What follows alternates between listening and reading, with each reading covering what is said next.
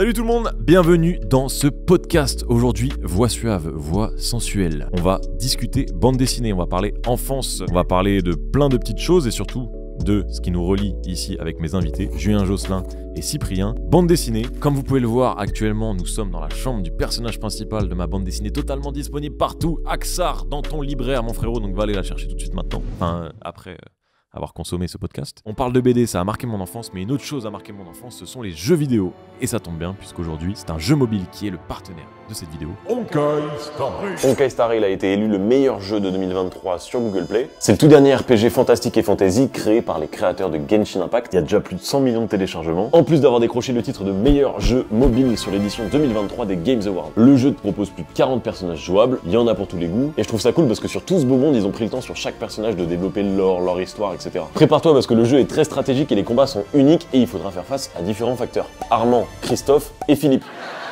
Allez. Plus sérieusement, les personnages, l'environnement, les ennemis, etc. Et si je te parle de tout ça aujourd'hui, c'est que la deuxième bannière de la version 2.3 est sortie ce 10 juillet. Donc à bord de ceci, le Fellspace Radieux t'attendent de nouvelles zones, événements et aussi le premier mode où tu peux inviter tes potes à vous affronter. Le personnage que tu vois actuellement à l'écran en train de slay avec une tenue de femme d'affaires, c'est Jade, un nouveau personnage à 5 étoiles qui vient de faire son apparition dans le jeu. Elle est là pour ramasser, faire du profit, elle est experte en crédit et en prêt sur gage, mais son atout premier c'est son bâton qui se transforme en fouet et ses talons. Pour ceux qui ont déjà passé de nombreuses heures sur ce jeu et qui connaissent déjà, sachez que le personnage de Argentif fait son grand retour. Pour t'aider à invoquer ces beaux personnages 5 étoiles, regarde-moi ça, 10 passes spéciaux du Star Rail sont disponibles en te connectant, et ce, pendant 7 jours. Donc comme moi, je t'invite à tester le jeu avec le lien en description ou en scannant le QR code disponible juste ici. Donc si ça te tente, c'est gratuit, t'as juste à cliquer, c'est dispo sur PC, mobile et PS5. Et ce n'est pas tout, tu es resté jusqu'ici, donc tu es récompensé. Paf, un code qui apparaît. Là, c'est 50 jades stellaires supplémentaires offerts. Merci à toutes les personnes qui prendront le temps de cliquer sur le lien et de tester le jeu que personnellement je trouve vraiment charmé, même si je t'avoue que j'ai pas autant d'heures de jeu que Gotha sur Genshin Impact. Bref, retour au podcast, transition pied.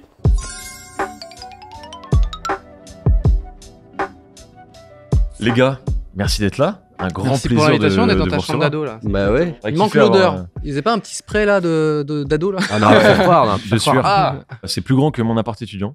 Donc Ouais, franchement, ah ouais, tu Axar régales. se met bien. Parce qu'il faut savoir que c'est la chambre du personnage principal de ma BD, donc qui est juste là et c'est le sujet. C'est Roger, regardez là. C'est Voilà, ça. ça, BD. c'est ma c'est BD là. aussi. C'est celle-là. Et c'est tout justement le sujet de ce podcast. On vient tous d'internet et on a tous commencé avec un moyen gratuit de diffuser notre art et on est passé sur différents médiums, dont le médium de la BD. Et du coup, c'était quoi un petit peu l'intention de départ, le tout début où tu t'es dit je veux faire une BD Moi, c'était vraiment envie de raconter une histoire. Ok. La BD arrivait un peu presque dans un second temps. En fait, C'était pas forcément le médium de la BD à la base.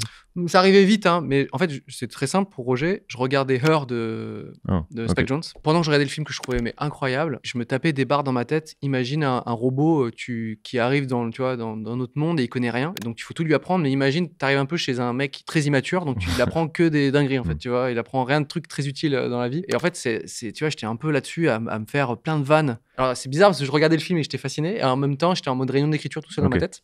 Parce que c'est la thématique de l'intelligence artificielle qui m'avait passionné, quoi. Et du coup, t'es parti sur une BD, mais t'aurais très bien pu en faire une vidéo parce qu'à ce moment-là, t'étais. Ouais, mais comment dire, construire un robot et Ouais, tout ça, c'est ouais, vrai on arrive que sur des on est sur trucs un un peu, un autre game, totalement. quoi. Donc spontanément. Et surtout, je connaissais un gars dont j'adorais le travail, qui faisait du strip, de la BD et tout. Donc Pacal, l'illustrateur là. C'était presque une évidence. Je me dis, ah putain, mais en fait, il faut quelqu'un qui arrive à bien créer ce rythme-là en dessin. C'est un peu né comme ça, tu vois. C'est vraiment une envie de raconter un perso, des situations et tout. Et je me suis dit, bah ouais, ça a du sens de le faire en BD. C'était pas genre, ah, je veux faire une BD. Qu'est-ce qui pourrait schémar, tu vois. C'était pas du tout ça, quoi. Pour expliquer strip, parce que tu as cité le mot, il y a peut-être des gens qui l'ont pas, c'est tout simplement une planche, une histoire, en gros, pour résumer. Bah, c'est même parfois quelques cases. Et Ouais, c'est ça. C'est une ligne, C'est ça. Les plus connus sont Garfield. Qui teuf. Et, Le chat. le chat. Oui, c'est vrai que.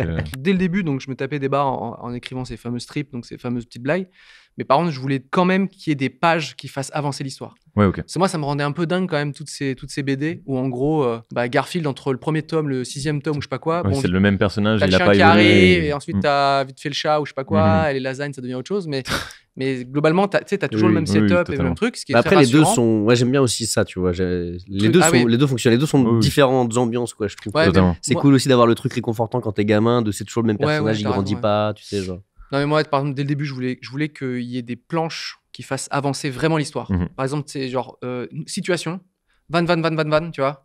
nouvelle situation, van, tu vois. Et comme ça, tu prends du plaisir, j'espère en tout cas. Mais il y a quand même l'idée de vraiment arc narratif. Ouais, Et d'ailleurs, une au avancée, sein des tomes, tu vois, il y a quand même une évolution entre les persos. Il y en a qui arrivent, et tu vois, c'est. Voilà. Moi, je sais que cette volonté, je l'ai eue très tôt aussi parce que j'ai grandi avec Kid Paddle, ces trucs-là, et c'est vrai que tu as ce sentiment que ça avance pas forcément. Ouais. Et je pense que c'est plus en grandissant parce que, comme tu le disais, quand j'étais petit, en fait, ces petites Madeleines de Proust, t'es tout le temps là, t'es en mode. C'est réconfortant d'avoir ton personnage qui reste dans son quotidien. Mais en grandissant, quand je les ai relus, je me suis dit, j'aurais bien aimé voir comment il évolue. Donc, quand j'ai voulu créer la BD, je me suis dit que ça serait cool de voir un petit peu qui est justement ce côté humour, strip, chaque planche, etc. Mais que à chaque fois, t'insuffles des petits trucs qui font évoluer le lore global de là où va le personnage et ses amis, en tout cas. Toi, Julien, de ton côté, ça a démarré comment? Parce que si je dis pas de bêtises, c'est à partir d'une vidéo et d'un certain sketch mémorable. Ouais, tout à fait.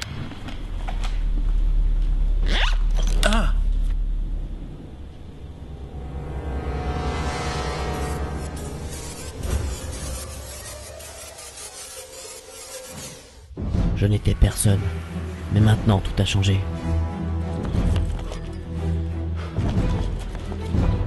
Rien ne pourra m'arrêter.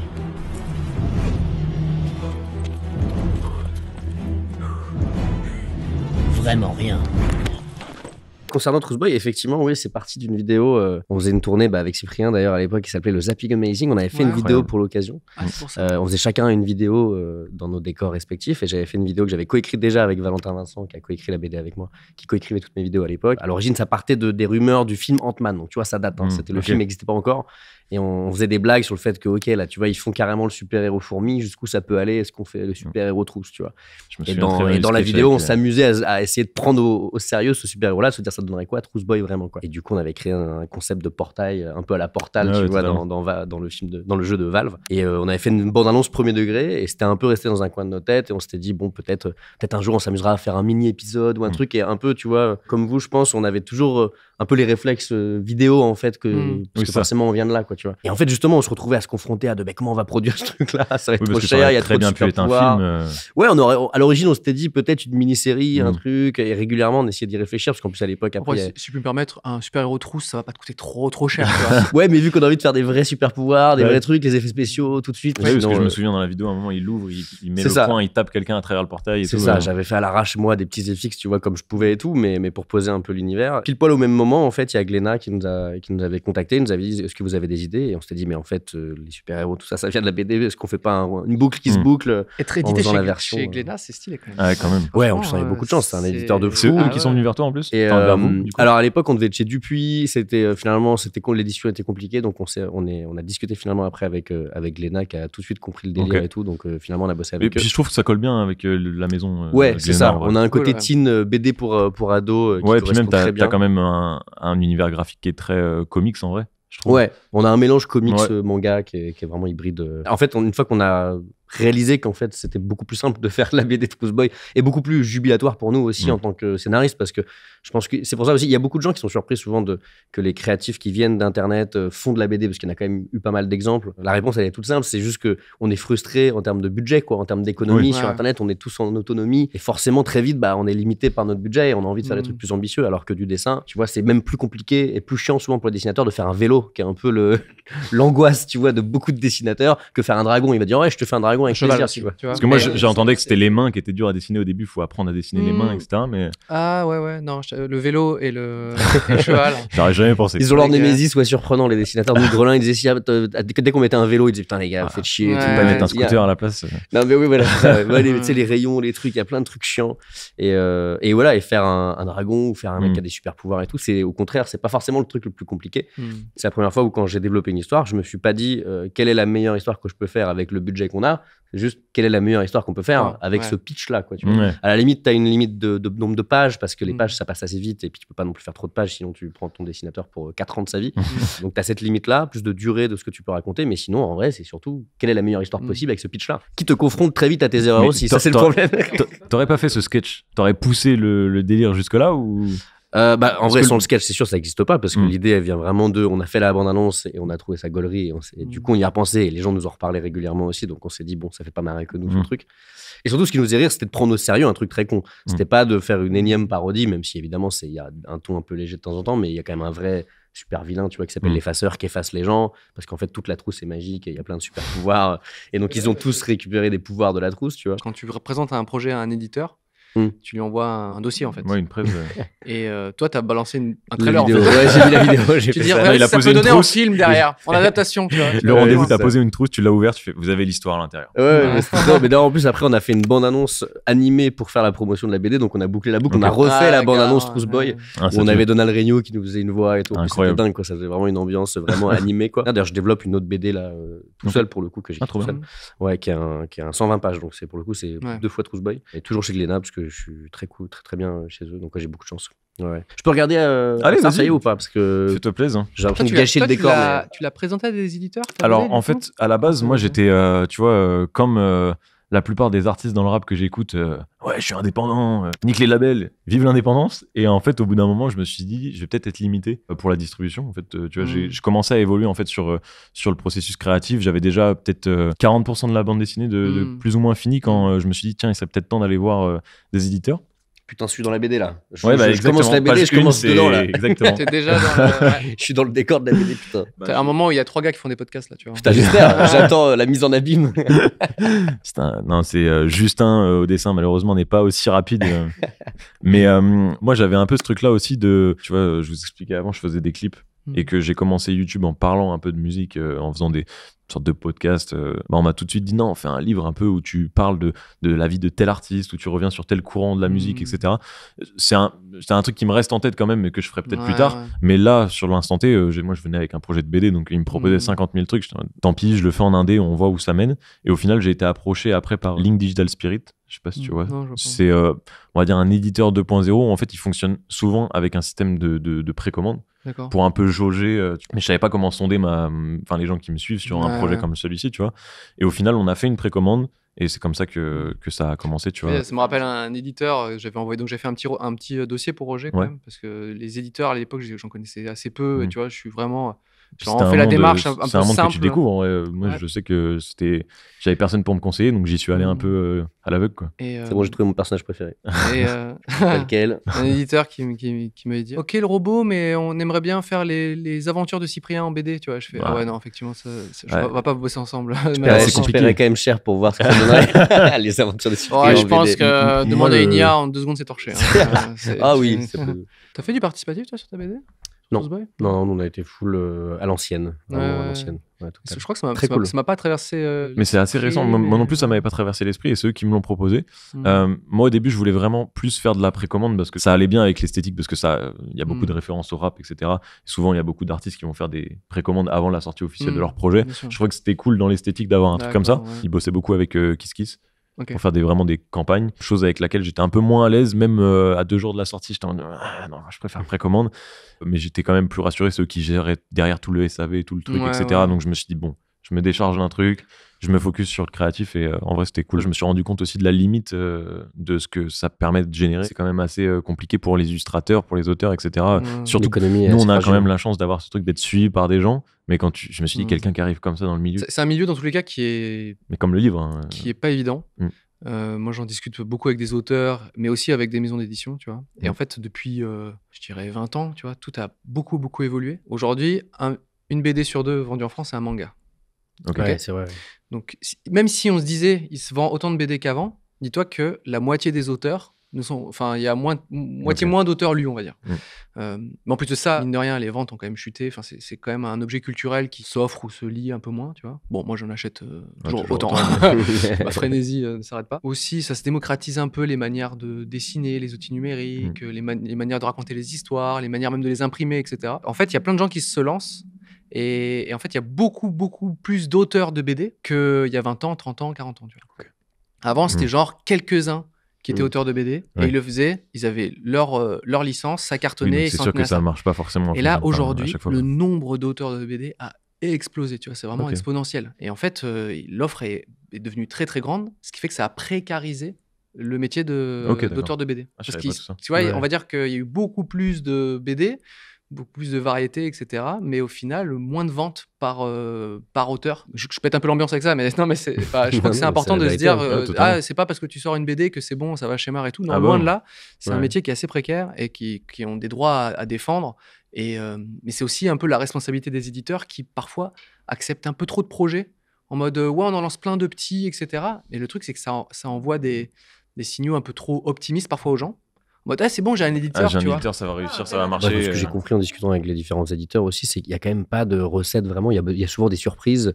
Une BD qui paye pas de mine et puis qui cartonne. Et effectivement, l'économie fait que c'est un peu comme le cinéma en vrai, où en fait, tu as quelques BD qui cartonnent et qui financent toutes les autres, en fait. Quoi, tu vois. C'est très artisanal, en fait, la BD. Mais moi, c'est aussi pour ça que je kiffe. C'est que c'est même vertigineux tellement c'est artisanal. Je pense que les gens se rendent pas compte. En fait, la partie éditeur dont on parle là, pardon, je relance la discussion, ça se trouve, t'as 1000 sujets. Non, non, c'est cool de ouf. Mais parce que tu sais, il va être à la question 1. Ah merde. Ouais, on est déjà sur les métiers précaires. En fait, il y a beaucoup de gens qui bossent dans les maisons d'édition, mais après, en dehors de ça, donc tu as peut-être un éditeur avec qui tu collabores artistiquement, tu vois, qui représente un petit peu la maison d'édition, mais c'est tout, quoi. Tu vois, là, moi, sur la BD sur laquelle je bosse actuellement, on est 3, et c'est vertigineux, quoi. Tu vois, il y a moi, il y a la dessinatrice et l'éditeur qui, de temps en temps, nous fait des petits retours et tout, tu vois, et souvent, on l'appelle pour lui dire donne-nous un avis parce qu'en fait c'est vertigineux d'être que 2 à travailler comme ça, tu sais pas quoi. Donc moi je fais lire beaucoup, tu vois, des débuts de storyboard, de trucs, à des amis, des proches, pour te rassurer parce que c'est tellement artisanal. Alors comparé par exemple à l'audiovisuel où il y a une équipe technique, c'est un peu rassurant de se dire je sens que globalement les gens kiffent ce qu'on fait. Quand tu démarres, là t'as l'expérience d'un premier projet en BD, donc t'as quand même les bases. Ouais, ça suffit pas, arrête, sors un an. Mais moi, c'est vrai que quand tu démarres, c'est là que tu te dis où est-ce que je vais chercher les infos, comment écrire. Parce que moi, en fait, j'ai tout simplement repris, quand je faisais des storyboards pour les clips que je faisais, tu vois, sur les plans, etc. Je me suis dit, bon, bah, let's go, je fais pareil pour des planches. Je place mes persos et tout, mais c'est pas du tout aussi simple que ça, tu vois, avec les perspectives. C'est toi qui as fait le rough, le ouais, c'est ça. Ouais. J'ai fait les croquis des personnages. Ils ont vraiment 30 ans de vie de plus dans la gueule. Genre, si vous voulez voir mon Axar de base, voilà, mais moi je suis super impressionné, mais oui. C'est un peu la version clochard, effectivement. C'est un peu la version dans la rue, quoi. On a il y a un peu le regard et tout. Moi je suis hyper impressionné. Ah ouais, en vrai. J'ai fait un tweet pour essayer de sonder un peu dans les gens qui me suivent s'il n'y avait pas une meuf ou un mec qui sortait peut-être d'école de dessin. J'ai trouvé du coup Justin qui s'appelle Gerby qui est cité c'est obligatoire les blazes quand t'es dessinateur de BD. Grelin, Gerby et Paca. Ouais, Paca, ouais. J'avais déjà dessiné les personnages de façon animalisée. Quand il a proposé sous le tweet, j'ai regardé et c'était direct, tout son style, c'était avec des animaux. Et je me suis dit, let's go, c'est lui. Et voilà, je sais plus c'était quoi la question que tu m'avais posée justement. Mais... Parce que si tu avais fait les croquis, c'était ça. Ouais, et ouais, c'est ça. Et du coup, tu fais les storyboards. T'as fait les storyboards aussi de toutes les planches. Ouais, c'est ça. Ok. En fait, je dessinais les cases, les bulles, ce que je voulais dans les bulles. Bon, après, les bulles, je les faisais plus après, le texte, etc. Mais je faisais vraiment le placement. Donc vraiment toute la composition. Ouais, c'est ça. Et je faisais de temps en temps des réunions créatives avec des potes parce que c'est beaucoup inspiré de moments de vie que j'ai pu vivre avec certains potes, etc. Tu vois. C'est vrai, moi, j'ai pas osé faire cette partie-là. Ok. Parce que... Mais moi j'avais très peur, hein. Je te dis que là elle est sortie hier, j'ai peur du retour des gens. Je me dis ça se trouve je suis pas du tout dans les codes. Non mais c'est intéressant de voir, toutes les collaborations sont différentes. J'ai l'impression que même dans la BD particulièrement, il n'y a pas 2 dessinateurs, 2 scénaristes qui bossent de la même manière. Je voulais vraiment que l'auteur soit dans le design déjà. J'adore dessiner. Et j'ai même un projet que je commence là, que je vais vraiment illustrer moi-même et tout. Mais là, comme c'était une collaboration, je me suis dit, je veux vraiment que ce soit aussi son projet à lui, pour qu'il soit le plus épanoui. On est vraiment de l'ordre de l'épanouissement. Je voulais pas qu'il soit juste exécutant d'un truc ou quoi. Alors, je dis pas que, comment dire, arriver non, moi, avec j'en avais rien à foutre de Gerby. Je veux juste qu'il mais bosser. Pour le coup, être épanoui, ça dépend vraiment de l'état d'esprit. Il y en a qui aiment bien être rassurés. Moi, je sais qu'il aimait bien être guidé sur... En fait, ça faisait kiffer de se dire, il a eu cette idée, trop bien. Et comment je vais pouvoir le sublimer par rapport à ce que moi, j'avais fait en croquis, tu vois. Des fois, je faisais des croquis d'un certain angle de vue, de comment je voyais la scène, etc. Il me disait, non, dans le sens de lecture, c'est mieux de faire comme ça. Et j'allais direct, je lui disais, let's go, je te fais confiance. En fait, ça dépend de si le dessinateur, il aime bien travailler sous contrainte ou non. Mais il y en a qui sont stimulés par ça, d'autres non, en fait. Et effectivement, moi, j'ai eu quelques cas où parce que j'ai fait beaucoup de tests pour une BD qui s'est jamais faite pour le coup. C'est un peu un projet maudit où j'ai fait plein de tests. En fait, on a trouvé la dessinatrice ultime au début. Et en fait, on lui a proposé le budget. Elle a dit, c'est payé que dalle. Donc, on revient au premier chapitre dont on parlait tout à l'heure. Je disais, moi, je bosse dans l'anime, ce truc-là, je me le fais en 2 mois. On a fait, ah oui. Après, j'ai refait plein d'essais avec plein d'autres dessinateurs. Et finalement, on a fini par, pour l'instant, en tout cas, mettre de côté le projet de la BD. Et t'as fait pareil pour Trousse Boy, t'as recruté comme ça? Pour Truth Boy, ouais, on avait fait des premiers tests avec un espagnol finalement avec qui on n'a pas travaillé. Et après, il y a eu Grelin. Grelin, c'était le deuxième. J'avais déjà vu, moi, la version. Je pense que tu avais vu la version espagnole. Ouais. En vrai, c'était un Illustrator. Le logiciel d'Adobe. Forcément, il était un peu nul. Il coûtait que 280 € par an, donc ça va. C'était un illustrateur. En fait, il y a un peu une différence entre illustrateur et dessinateur de BD, mine de rien. Il y en a qui font la transition, mais effectivement, il y en a pour qui c'est pas forcément évident. J'espère que je blesse personne en disant ça, mais nous, on l'a constaté en tout cas un petit peu. Parce que faire un découpage, raconter une narration, c'est pas la même chose que savoir faire juste une seule même dans image. Les mouvements. Ouais, mais les illustrateurs préférés ne savent pas faire de BD. Ouais. Vraiment, tu vois, avoir cette narration, ce découpage, etc. C'est des gars qui te font, tu vois, des compos qui sont trop belles, tu vois, avec des purs persos. Quand tu dis illustrateur, c'est genre une œuvre, on va dire. Ouais, un illustrateur pour moi, c'est vraiment quelqu'un qui va explorer graphiquement d'un truc, une idée, d'un concept, un personnage et tout, tu vois. Et il sera bon pour différent d'être un narrateur, un auteur. En fait, quand on dit, on parle à chaque fois d'auteur de BD, que ce soit littéraire ou graphique, mais c'est quand même des auteurs, tu vois. C'est un peu l'équivalent de photographe et cinéaste, quoi, tu vois, genre il y a quelqu'un qui va faire une belle photo magnifique et après est-ce qu'il est capable de te mettre plusieurs photos d'affilée qui vont te raconter quelque chose qui a du sens, etc. C'est ça. En fait, il y a quelqu'un qui va te explorer un peu un concept et d'autres qui vont vraiment raconter quelque chose, tu vois. Et raconter quelque chose, c'est quand même un truc qui est plus long, qui est plus, tu vois, et c'est pas le même exercice. Donc ça on s'était confronté à ça, nous, sur les premiers essais avec Truth Boy, avec ce dessinateur espagnol, où c'était magnifique. En fait, chaque case était vraiment jolie, mais tout s'imbriquait difficilement et la lecture était pas fluide, tu vois. Et ça, c'est que ça soit digeste, en fait, même. Ouais, voilà, c'est ça. Et quand tu commences à sentir que tu butes un peu, ou entre deux cases, tu te dis, attends, je comprends pas pourquoi il passe de là à là. Il y a un truc un peu comme dans la réalisation, tu vois, dans le champ contre champ, de lisibilité, juste aussi, de se dire, mais attends, je comprends où il est, je comprends ce qu'il fait. Il y a un mouvement, je vois bien ce qu'il fait, et si c'est pas clair, juste pour moi c'est le premier échec, c'est le premier truc dans lequel tu peux le tomber, c'est ça a l'air vachement bien, je comprends pas, quoi, tu vois ce qui se passe. Mais ce problème de lisibilité, moi rien à voir, j'ai envie de parler manga d'un coup, mais je ne suis pas allé dans Berserk très jeune parce que je trouvais que il y avait trop d'infos quand je lisais les premiers tomes quand j'étais tout petit. Moi j'ai un peu ça avec le manga noir et blanc globalement. Moi je te rejoins là-dessus, je sais pas si c'est ça. C'est qu'il y a beaucoup de noir en fait, c'est très. Et puis il y a beaucoup de filages, de trucs, donc du coup c'est très chargé. Moi en vrai, encore aujourd'hui, j'ai un peu de mal avec les mangas qui sont trop chargés comme ça. En grandissant, après, je me suis remis dedans et j'ai vu la lumière à ce moment-là.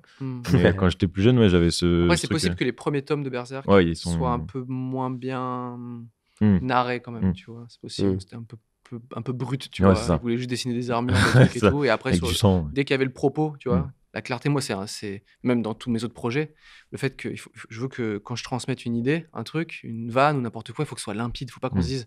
Est-ce qu'il a voulu dire si ça c'est drôle, pourquoi, tu vois. Non, il faut que ce soit. Et du coup, spécialement sur de la BD, etc., moi, il me fallait vraiment un auteur qui, tu vois, lui, il est aussi illustrateur, il fait des illus et tout, Paka. Mais moi, je l'ai connu parce qu'il a fait des milliers de strips, des milliers, tu vois.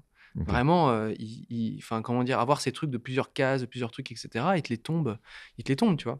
Et parce qu'il sait exactement comment fonctionne la chute, ce qu'on voit, le visuel et tout, tu vois. Ça veut pas dire que la transition est pas faisable, parce que tu vois, là par exemple, moi je bosse avec une dessinatrice sur ma nouvelle BD, c'est sa première BD, tu vois, mais ça fonctionne très bien, tout est très lisible et tout. C'est un peu, voilà, en fonction de. Ouais, totalement. Jeremy, c'était le premier projet qu'il faisait. C'est ça. Et puis c'est cool derrière aussi, ça, en termes de carte de visite, ça lui permet de lui ouvrir aussi des portes.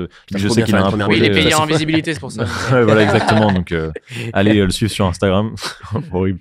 Moi, il y a un truc que je suis un peu jaloux du fait que tu saches bien dessiner, c'est que j'avais quand même une forme de frustration, moi, sur certaines choses que je voulais faire passer. C'est le dessinateur qui vient vraiment mettre la place de son truc.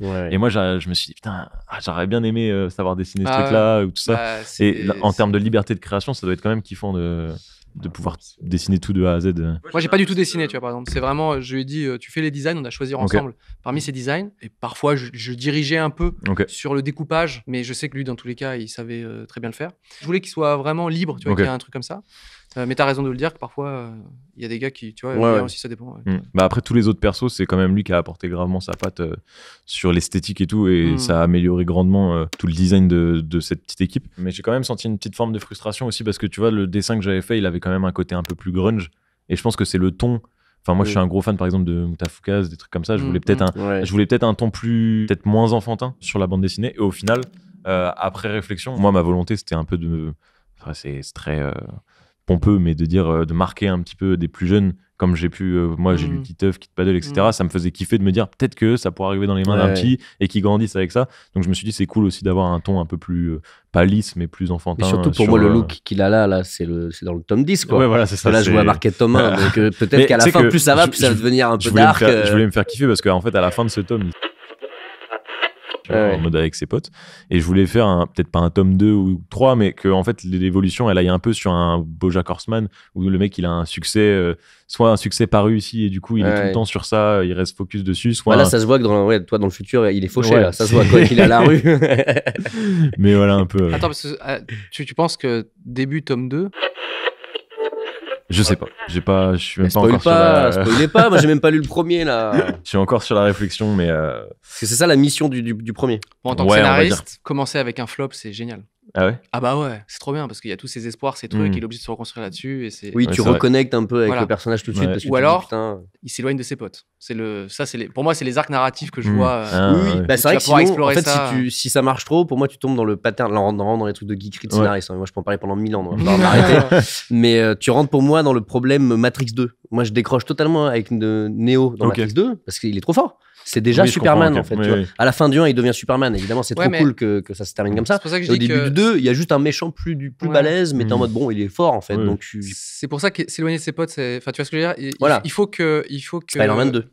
Et là, ça marche bien. Voilà, exactement. Il faut que ce que tu gagnes a un coût trop gros en fait. Tu vois. Il y a ce truc de genre je suis arrivé là. Mais à quel prix, tu vois? Bref, bon c'est des. Spider-Man 2 est bien et pas mal. Une petite réunion créative pour mon tome 2. Ah non, mais attends, tu écris tout seul. Je te dis juste que moi, si ça se termine par ça, tu sais, ça te donne forcément un setup de saison 2, tu vois. Moi, je sais qu'à la fin de Roger, tome 2, donc il n'y a pas Roger au début du tome 3, tu vois.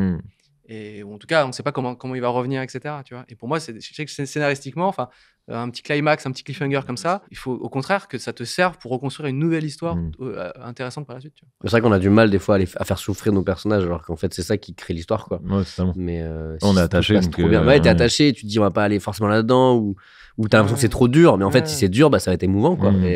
Tome 3, Tome 3, moi, le couple... Il va tout vous spoiler. Attention, l'intégralité de sa saga.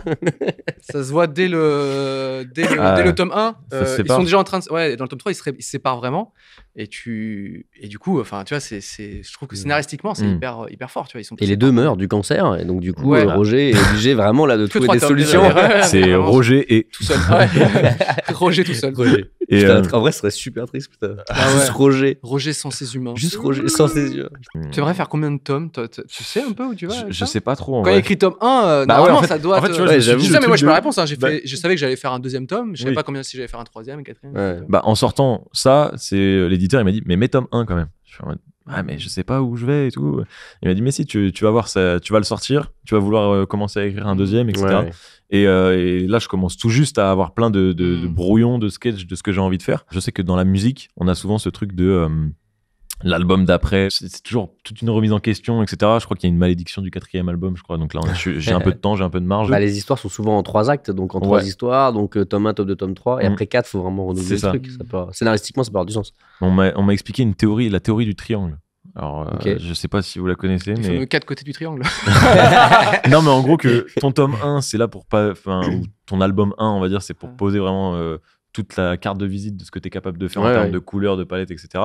Le tome 2, le but, c'est vraiment d'aller presque à l'opposé pour choquer un peu ton public, pour cadrer ton public. Et en fait, ton 3e projet, il doit trianguler le tout pour en fait fermer ton public dans une sorte de zone de confort où le public se sent à l'aise de t'écouter ou de te suivre sur ce genre de projet. C'est l'équivalent de thèse, antithèse, synthèse. C'est vraiment ça, tu vois, ça revient. J'ai inventé, j'ai dit mais c'est ça, ça a du sens. J'aime bien l'image du triangle, j'avais entendu parler de ça récemment. Et du coup, en fait, le 4e triangle de One Piece, il est parti bien en vrille.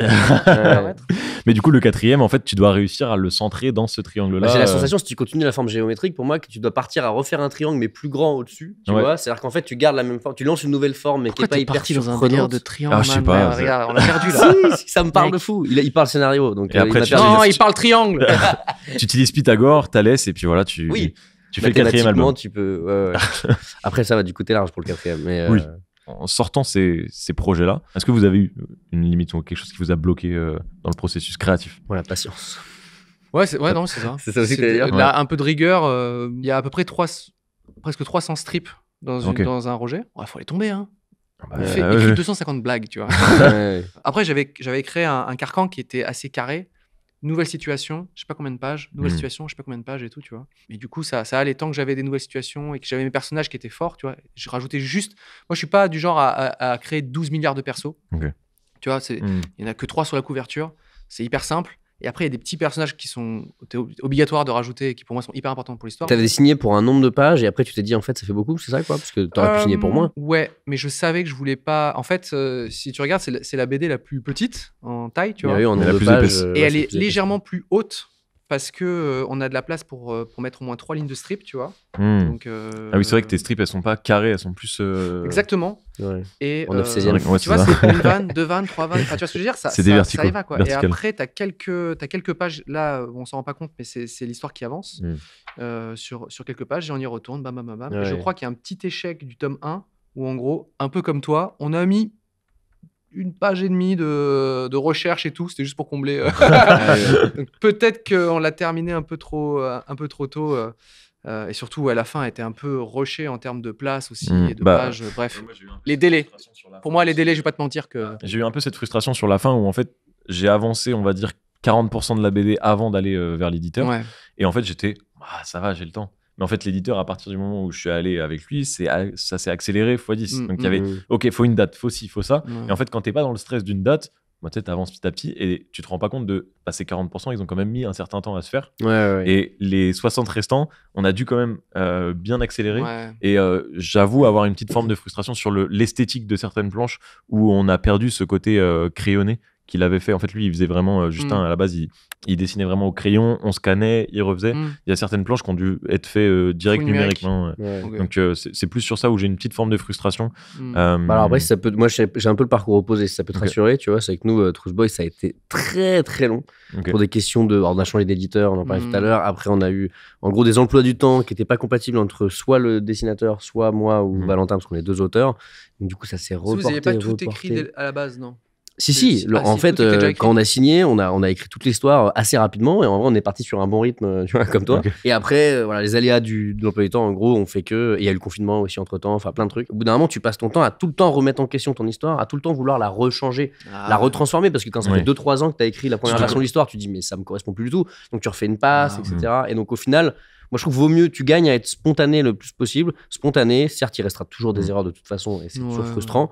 Mais plutôt que de rentrer dans cette paranoïa après de se dire j'ai envie de changer parce que je peux pas m'empêcher de changer les erreurs que je vois qui sont trop évidentes, mais il faut pas non plus que je transforme trop le truc pour que ça devienne plus du tout ce que c'était à l'origine et garder l'essence de ce qui nous plaisait au début, parce que forcément tu vois, nous ça a dû mettre 3-4 ans, donc à la fin moi il y a des planches où j'étais ok, cette idée elle est parfaite et je l'ai eu il y a 2 ans et demi. J'étais même pas dans le cambouis de créer la BD, je l'avais juste dans une note et je me suis dit celle-là elle est top, je la ferai peut-être que si un jour je sors une BD j'aurai ça, tu vois. Donc c'est le processus, il est peut-être un peu différent aussi en termes de durée, parce que 3-4 ans c'est vrai que c'est long. Bah après c'était pour on a fait 2 tomes aussi, hein, tu vois, mais c'est l'histoire divisée en 2 parties, hein, plus ou moins. Pour le coup nous c'est une histoire j'allais dire finie, on a quand même une fin ouverte, mais en tout cas on avait prévu de finir vraiment un cycle quoi. Quand vous avez sorti le tome 1, le tome 2 était déjà enclenché. Ouais, il était en cours déjà, tout était prévu. Nous on a signé les 2 tomes direct chez Glénat, parce que justement je voulais, vu que pour le coup on avait notre histoire en 2 tomes, à l'origine on devait faire un grand tome et on l'a divisé pour une question aussi de rémunération, tu vois, du dessinateur, parce que Grelin était mieux payé si on faisait 2 tomes. On s'est dit ok, bah divisons tout en 2 tomes. Nous on a restructuré un peu notre écriture pour que ça fasse quand même un peu 2 tomes, même si en vrai tu peux pas y couper, c'est quand même 2 parties quoi, c'est partie 1, partie 2. On a essayé de faire une mini histoire qui se boucle quand même dans le 1 et après une deuxième dans le deuxième, mais ça reste complémentaire quoi. Et moi d'ailleurs je conseille à tous les gens de le lire d'affilée parce que le 2 est mieux je trouve. Donc parce que le premier c'est beaucoup de setup, et vu que du coup c'est que une 40aine de pages, et nous on a beaucoup ça va vite. Donc t'arrives à la fin des 40 pages, t'es en mode en fait on a présenté l'univers quoi, tu vois, et donc on profite vraiment dans le 2 quoi. À l'éditrice j'ai dit impossible de faire du 46 pages et tout, tu vois. Fallait qu'il y ait plus de pages, je pense que c'est les mangas qui m'ont un peu inculqué ce truc là, tu vois, de vas-y on rentre dedans, tu passes du temps. Ça se dévore quand même très vite un manga, donc t'as ce truc aussi. Imagine un grand format, tu le tombes. Bah c'est vrai que pour les retours que j'ai eu de la part des personnes qui ont précommandé, c'est très la frustration de c'est déjà fini. Ouais, bah oui. Mais parce qu'en fait, toi, t'es dans le processus créatif. Moi, ça a mis à peu près, allez, on va dire, 1 an et demi vraiment à fond et 2 ans et demi avec l'idée, etc. Mais en fait, c'est vrai que quand tu te mets à la place du consommateur, c'est sur les toilettes le temps d'un caca. C'est ça. Bah, en vrai, moi, j'ai un pote, il s'est chronométré, il l'a lu, je crois, il m'a dit en 28 minutes. Ouais, bah ouais. Mais après, c'est un bon retour. Il est dans la scène speedrun après. Il est vraiment bien classé, quoi. Mais après, je trouve que c'est un bon retour quand même ça passe trop vite. C'est cool la frustration, tu vois, parce que souvent on a l'impression que c'est négatif la frustration, alors qu'en fait c'est trop bien. Non, ça veut dire que les gens sont aussi en demande j'ai envie d'en savoir plus. Mais du coup, ça me stresse aussi parce que là, je suis juste sur le début de l'écriture d'un tome 2, tu vois. Donc ça se trouve, je me dis, j'ai mis 2 ans à écrire. Les gens, est-ce que dans 2 ans, ils ont encore envie de voir la suite, tu vois? Tu relis souvent, tu relis le premier, quoi. Quand j'ai fait les dédicaces de Roger, il y en a plein qui découvraient la BD, spécialement sur le top 1. Et du Pendant coup, les dédicaces? Bah ouais, c'est-à-dire qu'ils Ah ouais. ils venaient, ils achetaient la BD et les gens le lisaient dans Dans la file la d'attente. file ouais. d'attente. Ah Du coup, ouais. ils arrivaient, c'était terminé, tu vois. Ah, c'est génial. Putain, c'est ouf. Et C'est c'est vrai génial, que moi, c'est vrai que c'est et encore moi, c'était facile. Enfin, tu vois, c'est que du texte, etc. Mais pour Paca, même pour la coloriste, etc. Enfin, c'était. T'envoyais pas qu'ils sortaient de la file en mode bon, en fait, non. c'est Ah pas- ouais, c'est marrant ça. C'est arrivé au milieu de la file. Et ben, je vous laisse la place. Hein. Ouais, Ça, on va ouais, le je- remettre en rayon.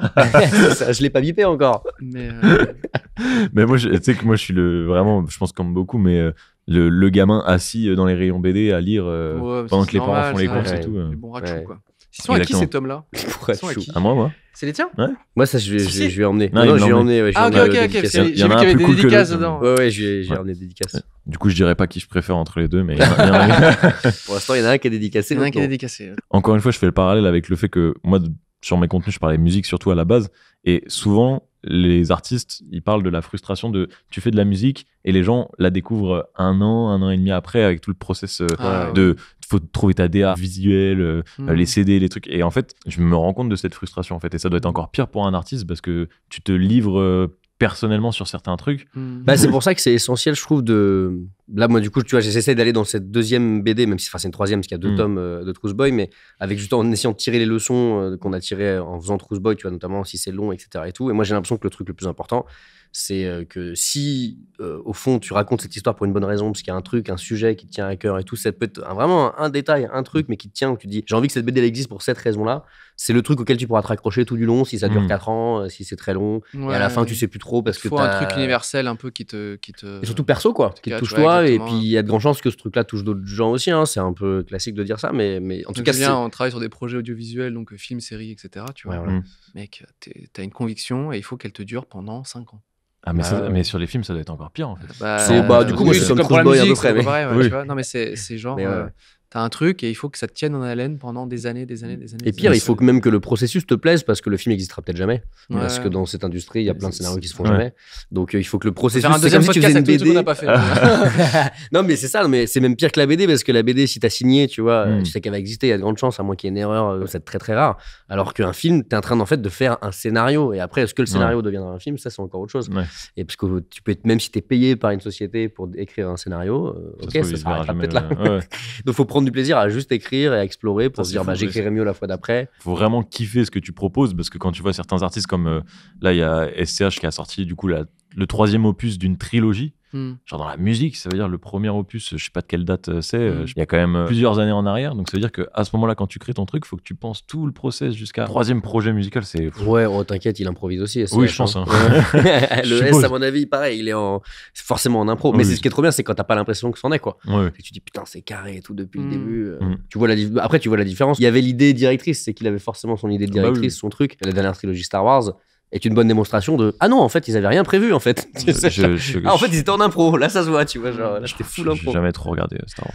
Ah, merde. Non, je vais me Commence faire pas des par la ennemis, dernière mais- trilogie. Commence Moi, pas par je la- sais Ouais, pas non, pourquoi ouais. j'ai un peu de mal avec tout ce qui est les gros trucs blockbusters. La première trilogie, si tu veux que je t'essaie de te vendre, c'est pas si blockbuster. Surtout le premier. Le premier, c'est un petit Ouais. film un peu Mm. indépendant, en fait, à l'époque. Qu'à la limite, regarde que le premier. Enfin, le Ok. 4. Après, Ah, ça y est, je t'ai embrouillé. mais bizarre, je suis un gros fan de Seigneur des Anneaux, tu vois. Ah oui, pas ça, c'est pas. C'est le blockbuster. non, là, c'est- je vais bah pas oui. mettre, hein, ça Oui, c'est vrai vraiment qu'au comme final, des- mais vous, en termes d'influence, est-ce que du coup, vous avez beaucoup mangé des BD quand vous étiez jeune? Parce que tu parlais beaucoup de mangas. Ouais. T'es peut-être plus inspiré par les mangas. Pourquoi t'as choisi Tu te Euh, voyais pas faire un manga, par exemple?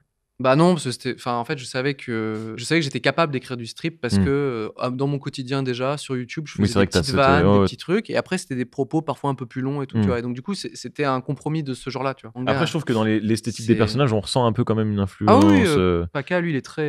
Il est quand même. Enfin, lui aussi, c'est ses rêves, Mm. et c'est des histoires de robots. Mm. Tu vois, il y avait quand même ce truc hyper. Puis quand ça part en dynamisme, c'est du dynamisme, quoi. Mm. Tu vois, ça rigole pas, quoi. Faire un manga, c'est vraiment grandiose, et c'est pas le genre de. Moi, c'est plus des petites histoires, plutôt sur des petits persos, etc. Tu vois. Alors que j'ai l'impression que si je pars sur un manga, ça va être un truc qui transcende vraiment. Mm. Bah, tu tout à l'heure, vois. hors caméra, tu parlais de. J'ai oublié le nom. De l'auteur de Fire Punch, le one-shot qu'il avait sorti. Oui, peut-être ce qui fait du Fujimoto. Ouais. Bah, le one-shot qu'il a sorti là, c'est Look Back. Look Back. Look ouais. Back, voilà, c'est ça. Incroyable ce genre de. Et- Ouais, en fait, je pourrais pour écrire ça, je pourrais faut- faire un one shot. Ouais, un One one-shot. shot, il n'y a pas de souci. Ouais. Toi, Manga, ça t'a toujours un peu inspiré ou t'es plus justement plus comics? Moi, je suis plus comics. Ouais, ça se voit, ouais. Moi, je suis plus comics. Le manga, en vrai, il est ramené par Grelin, qui lui qui a un peu un trait dessiné, aussi, qui a un très manga. Donc, c'est ça qui crée un petit peu la fusion des deux. Moi, c'est plus les comics indépendants et pour le coup, beaucoup les one-shots parce que moi, je lis pas tant que ça. Okay. Donc, il y a des moments où je me lis 3, 4, 5 one-shots d'auteurs et quelques séries des fois, mais c'est franchement très rare. Dès qu'il y a plus de 5 tomes, faut vraiment. Non, j'ai pas lu. Ah ouais, incroyable, Invincible. C'est un comics exceptionnel. C'est un peu The Boys, je sais pas si t'as regardé. Ouais. Bah, c'est vraiment dans le même esprit. Ça a été adapté en animation, non? Ouais, c'est en animation, c'est sur Prime, non? Ouais, c'est sur Prime. Okay. Ouais, je vois ce que c'est, mais j'ai pas. J'ai un poteau.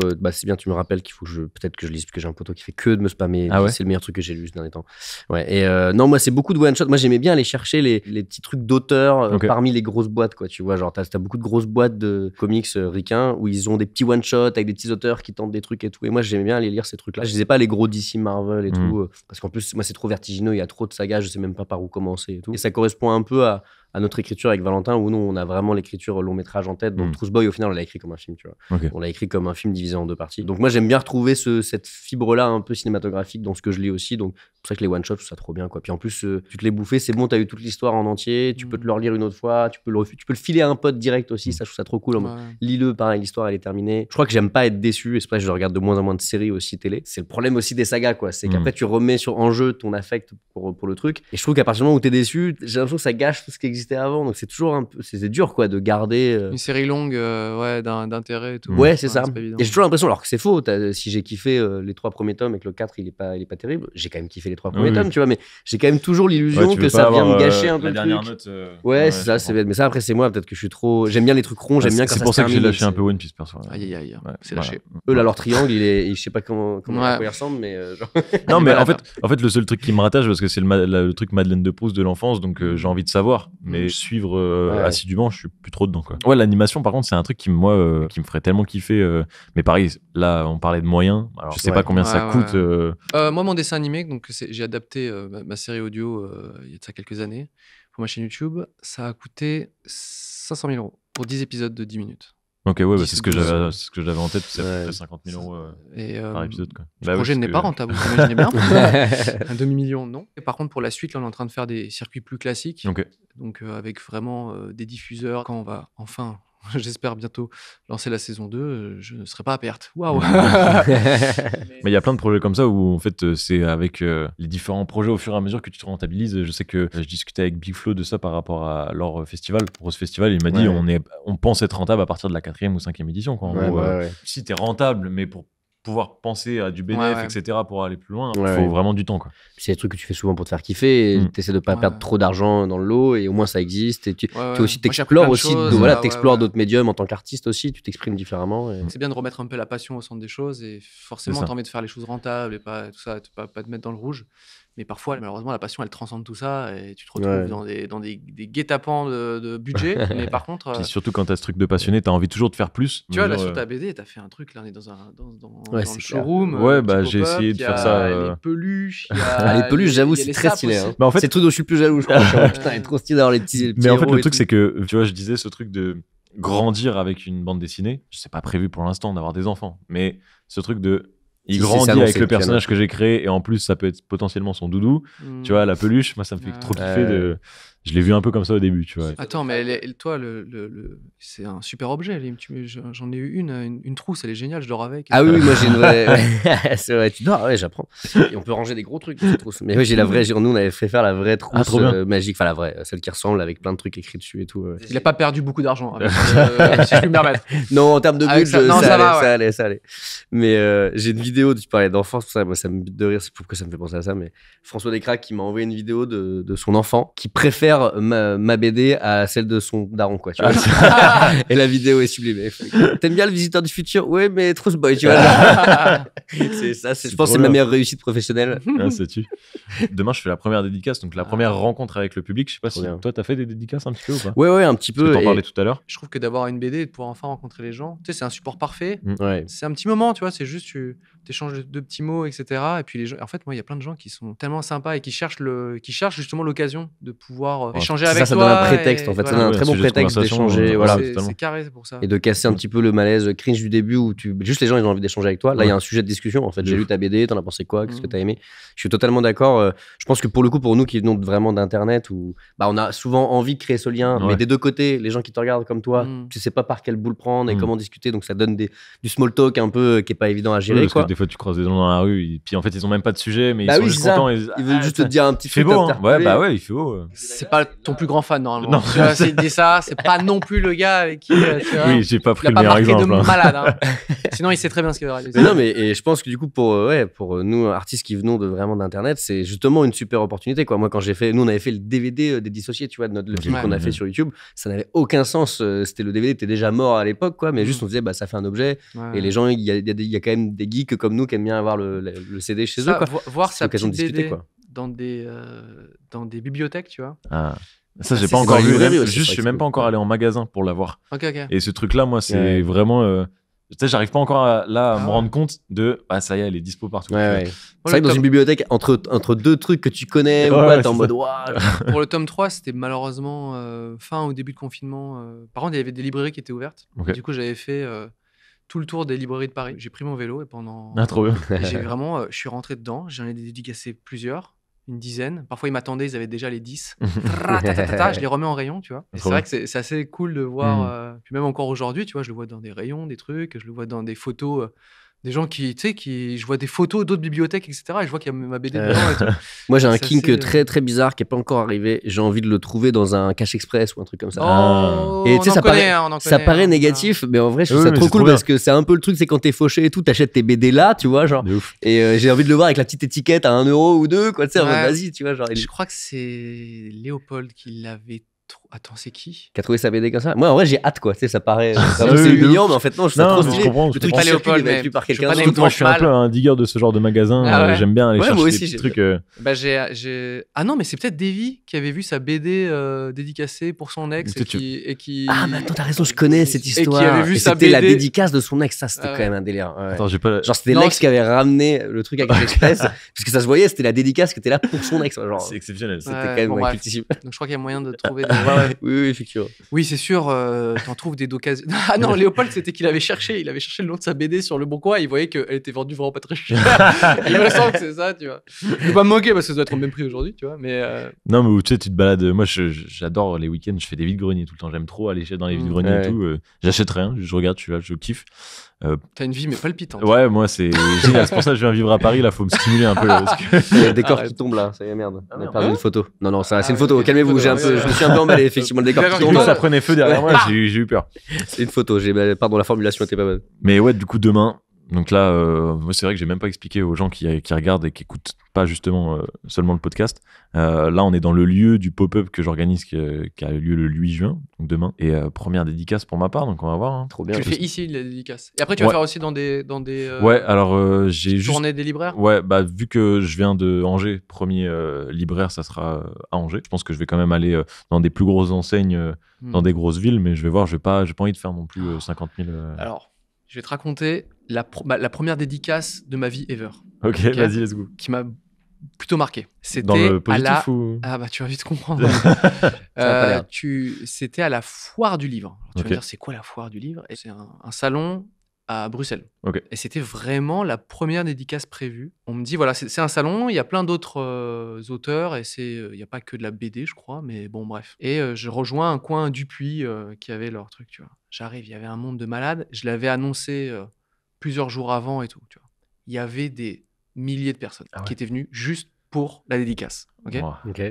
Moi, je ne peux pas dédicacer 1000 personnes. C'était un concert, en fait. C'est pas possible, c'est impossible. D'ailleurs, avec le temps, je m'en suis rendu compte. Fallait limiter, non? C'est 200, je suis à peu près sur pied. On dépasse 200, 250, 300, je suis sur les rotules. Je commence à devenir dyslexique. On me dit, Julien, je suis là en mode. Avec combien de H? On me dit, mais c'est quoi ton problème? C'est vrai qu'on se rend pas compte parce que de l'extérieur, tu peux te dire, bon, c'est des. Mais en fait, la fatigue psychologique. Même on disait que tu connectes avec les gens pour parler d'un sujet. Là, t'as même pas le temps. Tu signes. Exactement. Ouais, en plus, je sais que 200, ça va me durer 2-3 heures, on va dire, grand max. Et j'ai à peu près encore toute ma tête. Ça va être 250, on va dire. Tu échanges, etc. Non, mais je vois à peu près ma limite. C'est con, tu vois, mais il a fallu. Bon, là, c'est la toute première. Okay, il y a des milliers de personnes et des gens qui sont venus, je l'apprends après, c'était en Belgique, hein, qui sont venus de toute la France parfois. parce qu'ils savent pas qu'il y en avait, que j'allais en faire d'autres et tout. Et là, ça part en cacahuète totale. J'entends des gens que ça crie, etc. Je suis assis là, un peu comme on voit là, et je commence à, il y a des gens qui viennent et tout.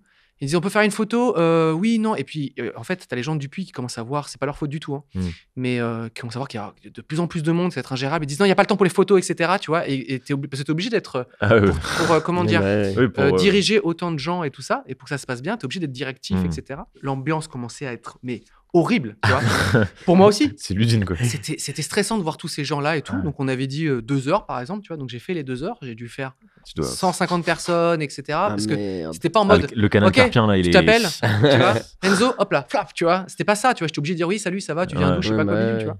Et en fait, en partant, ça commençait à huer. Ah bah oui, parce que les gens sont là depuis 2 heures en fait. Mec, la panique totale, ça commençait à crier sur les équipes de Dupuis, sur moi aussi. Ouais, je suis venu avec le gamin. Tu me racontes un cauchemar que t'as fait, mais pas un truc qui est vraiment arrivé. Oh putain, c'est demain la dédicace. Comment dire, je pourrais là, si je retrouve la date, je pourrais vous retomber les messages qu'on m'a envoyés en privé, par mail. Des gens qui sont venus, qui se sont déplacés beaucoup, qui ont attendu je sais pas combien de temps. Ça la rassure bien là, je crois, ce que tu es en train de raconter. Moi, j'ai fait et je vais vous dire mon enseignement derrière. J'ai fait des places pour que les gens ils s'inscrivent avec une limite. Donc on a. Voilà, tu vois. Mais là, c'est déjà beaucoup quand même. On a 450, donc je me rends pas compte. Mais c'est sur une journée. Sur une journée, ça va. Ah ouais, non, ça va. C'est de 10h à 19h. Les gens ils viennent, ils font. Ouais. Et puis moi, j'avais vu en même moment, il y avait Enjoy Phoenix qui faisait aussi des séances de dédicaces. On fait le même métier finalement.